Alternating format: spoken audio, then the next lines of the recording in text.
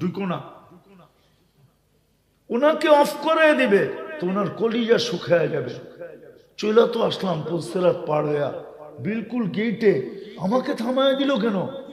আল্লাহ বলবে অবেশ দুজকের দিকে ঘোরো, কলিজা আরো শুকায় যাবে। যখন দুজকের দিকে ঘুরবেন তো আল্লাহ বলবেন অবেশ আজকে মার সেবার বদলা আমি তোমাকে দিতে চাই।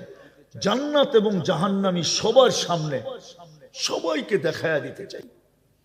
আজকে তুমি যাও দুজকে, 4 আঙ্গুল উপরে আঙ্গুলে ইশারা করবে, ওকে আমি দুজক থেকে বাহির করে জান্নাতে দিব। অবেজ ইশারা করতে থাকবে। আল্লাহর রাসূল বলছে আরবের এক গোত্রে যত লোক ছিল সমপরিমাণ লোককে অবেজের ইশারায় আল্লাহ জান্নাতে দিবে। আজকে তো যুবক মা বাবার গলায় পাড়া দিয়ে টাকা নেয়। জিজ্ঞেস করেন